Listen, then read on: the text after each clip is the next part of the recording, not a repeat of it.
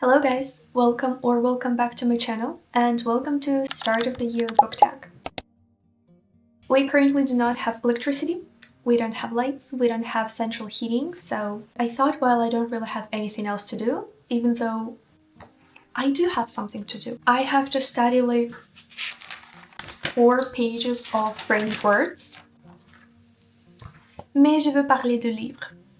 So here we go. I have a list of questions on my phone and all of these questions are from Liza Palmer's video, so go check her out. I just copied all of these from her description and I will be answering them with my own thoughts and my own books. So without further ado, grab yourself a drink, get cozy, and let's begin. The first question is first book you've read or are going to read in 2026. And since it's almost end of January, obviously I have read my first book, and that was Emily Wilde's Encyclopedia of Fairies by Heather Fawcett. I had very high expectations for this book and unfortunately they were not met. I gave it 3.5 stars because it was an okay book, just nothing spectacular, nothing extraordinary. I definitely did expect more. I expected more to happen and I expected to be more connected with the characters and the world and the story. I would recommend it if you're looking for like cozy fantasy where main characters go to this isolated wintry island to basically research these fairies and write an encyclopedia on them. But other than that, I found it really like a childhood fairy tale and not in the best way. I liked Emily and Wendell together, that's why I definitely will be continuing the series, but this book unfortunately kind of disappointed me. So I was not off to the best start, but I've already read some great books, so stay tuned for my January wrap-up. A book you wanted to get to in 2025 but didn't get around to that you definitely want to read in 2026. I actually have 2 books for this one. Both of these are very anticipated reads of mine that I'm very excited to get to as soon as possible. The first one is Mistborn, or rather Mistborn Trilogy by Brandon Sanderson. I've heard just nothing but incredible things about Brandon Sanderson's books and I'm yet to read his works, but I think this one will be like a great introduction to his world. Casimir, I think it's called. I've heard about an amazing magic system and about great characters that are really interesting to follow, and this book actually has been on my 25 books to read for 2025 and I didn't get around to it unfortunately, but I think, and I'm like 99% sure that I will be reading that book this year. And the other one is Bury Our Bones in the Midnight Soil by V.E. Schwab. A little spoiler for you, but the only 5-star that I got this month already was a book by V.E. Schwab. So of course I had to add another books of her that I'm very excited to read, and this book came out last year and I wanted to get around to it right after it came out, but I was just overwhelmed with my other reads and it did come out when I was low-key in a reading slump, so I did not want to read like 600-page historical fiction. However, I'm very excited to read it this year. I would like to read it like around the Halloween time, but I don't think I want to wait that long, so I think I should put it on some of my next TBRs that I definitely will get around to it. A popular book on your TBR that you'd love to get to this year. For this I also have 2 books. Sue me. I just have so many books that I'm excited about this year, and the first one is actually the book that I'm currently reading, The Will of the Many by James Islington. I am over halfway through this book and I am enjoying it thoroughly. It has such a unique magic system and I love our main character. It's so fun following him and I feel like we're learning about the world and about certain things as he's learning about them, and I also definitely like that because I don't feel as stupid as I do while reading other books where everyone already knows everything and I'm the only one kept in dark. It is a pretty long book, so it's taken me a while to get through it. I've been reading for more than a week and I'm only halfway through. Yeah, but that doesn't diminish how good the book is and I'm definitely excited to read more of it. And the second book is Jade City by Fonda Lee. I've had this book for a while now, but I think I've been more excited to pick it up after Freya read it, and she raved about how amazing this book is and how excited she is to continue the series, so I was like, I think it's my sign to finally read it. I think in this book we have like this element Jade that 2 families mostly have access to, and it helps them to enhance their natural abilities like speed or mental abilities if I'm not mistaken, strength, etc. And I think it's about like war between these 2 families, these 2 clans. I don't think I'm doing this book justice the way I'm describing it, but it sounds amazing and I've heard nothing but incredible things about this series, so I definitely want to read it. Next question is kind of the opposite of the previous one. It is a non-popular book on your TBR that you want to get to this year, and I also have a physical copy of it. It's called A Dreadful Splendor by B.R. Myers. It is like a historical gothic mystery book set in London in the middle of 19th century, and I have heard literally no one talking about it. I bought mainly because the cover is pretty, and when I was in the bookstore I read the back of it and it sounds pretty interesting. I'm usually very picking up books that I've heard nothing about. I don't know why. Maybe I should do that more often because I feel like I find amazing books more when I rely only on my taste and on books that I think I will like rather than books that I've heard amazing things about. So maybe after this book I will rely on myself more. It says that the ending is absolutely amazing and jaw-dropping, so I think I want to do like a reading vlog on it maybe because I think it would be fun, you know, to recommend some books that are not yet popular. Next we have Most Intimidating Book on Physical TBR, and that has to be Firefly Lane by Kristen Hanna. I got this book for Christmas and I've been wanting to pick it up ever since, but I'm just so scared of it because I've heard Kristen Hanna being popular for writing very sad or very emotionally heavy books, and I think this one is gonna be like that. It is about two friends as they grow up together and, as it says here, a lifetime of friendship, a moment of betrayal. So definitely something sad will happen, and I don't think I am mentally prepared for that yet because I definitely want to pick it up at the right time, and I don't think that right time is right now, but I definitely want to read it sometime soon. Next is a book that is outside your comfort zone that you would love to read, and it is none other than Before the Coffee Gets Cold by Toshikazu Kawaguchi. I hope I'm pronouncing that correctly. I'm sorry if I'm not. This short little book has in it 4 short stories, I think. The lovers, husband and wife, the sisters, and mother and child. As it says in the description, in a charming Tokyo cafe, customers are offered the unique experience of time travel. But there are rules and the journey does not come without risks. Customers must return to the present before the coffee gets cold.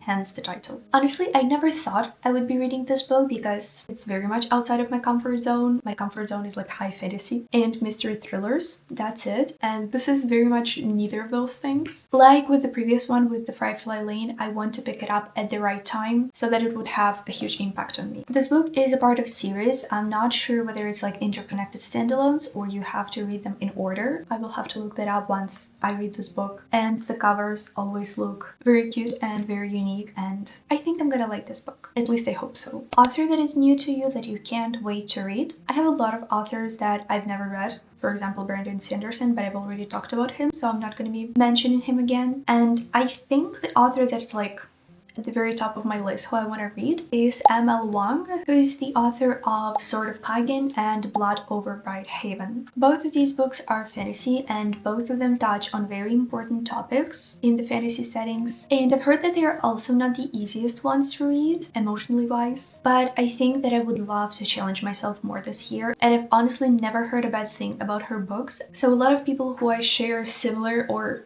exactly the same book tastes with have raved about how amazing these books are, so I can't wait to get my hands on them. I'm not quite sure which book I want to read first, probably Sword of Kagen because I think I'm gonna enjoy it more, but we'll see.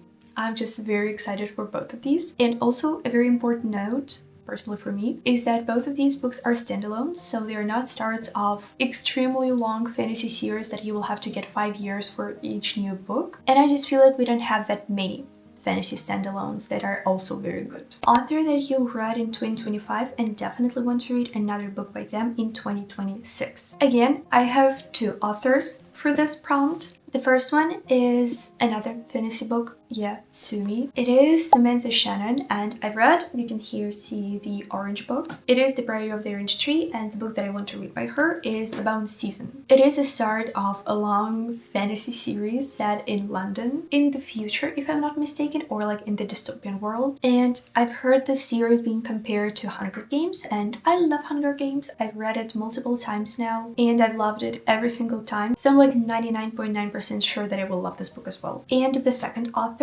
is Frederick Bachman. I have read Beartown by him. It's somewhere there, and Us Against You. Last year, my TBR, I put Anxious People, which is a funny satire book. I think it's about a bank robbery, and all I've heard is that it's super funny and that there are like no other books similar to this one. The book series you started in 2025 but won't be continuing in 2026. There are a lot of series that I started last year that I will not be continuing at all because I just don't care. I wrote down here 3 series that were the first ones to pop in my mind as being the most disappointing ones. And the first one is Arc of a Scythe by Neil Chesterman. I only read the first book and it was very, very boring. I did not like any of the characters and I don't think they're supposed to be unlikable. I just really did not care about them. I did not like them at all. So unfortunately, I will not be continuing it, even though the first book ends off on low-key a cliffhanger. Definitely sets up for the next books in the series, but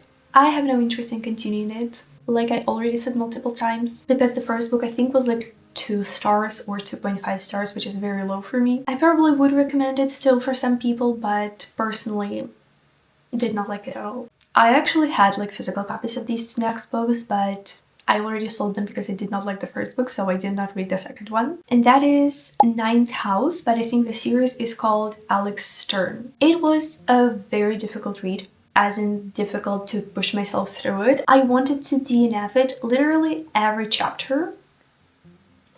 It was not interesting at all. It did not grab my attention at all, and I did not really care, again, for any of the characters, and I did not care for the story and for the plot. Literally, nothing in that book grabbed me, and maybe Lee Bardugo is just not for me because almost exactly a year ago I read Six of Crows. Did not like that. This autumn I read Ninth House. Did not like that either. Maybe I'm the problem. Or maybe Lee Bardugo is literally just not for me. I quite frankly cannot remember much about that book, just how awful I felt reading it and just how many times I contemplated DNFing it. And the third series is The Inheritance Games by Jennifer Lynn Barnes. It is the author of Natural series, and that series was amazing. I loved almost every single book from there, and I loved how she created the story, how she created the characters, and how she created the mystery plots in every single book. However, The Inheritance Games was absolutely not what I expected it to be. First of all, the characters are literally copycats from the Naturals, or maybe the Naturals are copycats from the Inheritance Games. I always forget which series was created first, but they were identical characters, identical love triangle, and I hate love triangles to begin with.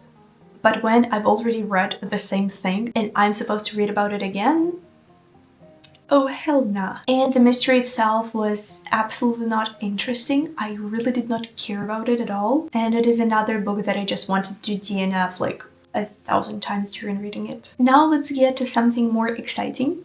Book series started in 2025 and would love to finish in 2026. And that is Crowns of Nyxia by Carissa Broadbent. I will not be finishing it in 2026 because that is just not possible because the books still will be published, but I will be able to read all the books that are currently out. The next book in the series, which I don't remember how it's called, but it's on my 26 books to read in 2026. So it's very high on my priority TBR, and I would love to get to it in the very near future because I just miss being in that world ever since I started this series, I think in like September or October. I love the characters, I love how Carissa Broadbent writes her books and how she creates this world and basically everything that's happening in it. I really loved that and I really miss it. So I very much cannot wait to continue and to finish the series this year. Next is Most Anticipated Romance on TBR. I am not the biggest romance reader. I was once when I was like 12 or 13, I think. Ever since then, I haven't just been gravitating towards romance books because for me, they're boring and I don't like when book focuses on romance solely. I love romance subplots in other books, but when there's nothing else happening, it's just life and them falling in love, I find it very boring. But 2 books that I'm very much excited about. One Last Stop, which is actually a book by the same author as Red, White, and Royal Blue. And this year I'm very excited to read One Last Stop because I've heard amazing things about it. It's one of like classic romance books, at least in like booktube, book talk community that I'm in. So I would really love to get to it. The concept of it sounds very interesting. And unfortunately, I already know one spoiler from this book that I feel like will ruin a lot of things for me, but I honestly don't care. I'm still very much excited. And the second one is Gwen and Art Are Not in Love. It is a historical romance from the time of King Arthur, and I don't know much besides that. I love the cover. Cover looks really cute. I actually have heard no one talking about it, but when I was looking through Goodreads to add books to my TBR probably like a year or two ago, I stumbled upon this book and I read what it was about. I read all the reviews on Goodreads and everyone seems to love it because it's really cute and it's really unique because you don't read romance books about King Arthur every single day. So it's just grabbed my attention how unique the setting was and how no one talks about it, and I'm always looking for like hidden gems. My most anticipated mystery on TBR is definitely The Tainted Cup, another book that I've heard almost no one talking about, and it is actually a mystery book but set in a fantasy world. And I feel like that just speaks like straight to my heart because what do you mean both my favorite genres are combined together and this is their child? That sounds absolutely amazing and I'm really hopeful that I'm gonna love this book. I mean, murder mystery set in a fantasy world, literally what else could a girl ask for? It is also the start of a series, however I'm not sure whether it's a series or is it a series of interconnected standalones. My most anticipated fantasy for this year is definitely The Raven Scholar. I've been hearing about this book for I think like half a year now. I think ever since it came out, and I've heard mixed reviews about it. Some people tend to be absolutely obsessed with it. Some people tend to be low-key meh, nothing crazy, just a good fantasy book. But it has academic setting and it has trials, which are two of my favorite things in fantasy books, and I'm very much hoping that I'm gonna enjoy it. I like to go into my fantasy books completely blind, so I really don't know much about the plot of it, but from the vibes and from what I've heard from other people who've already read it, I think it's something that I'm gonna enjoy. Second to last question is most anticipated new release coming in 2026. That is, of course, none other than Rides of the Starling by Daphne Perry. Shield of Sparrows I have read in October, I think, and you actually were supposed to see a reading vlog on it, but depression hit and you never saw it. I'm sorry, but Rise of Starling is definitely my most anticipated release of the entire year because of the way the Shield of Sparrows ended. Are you kidding me?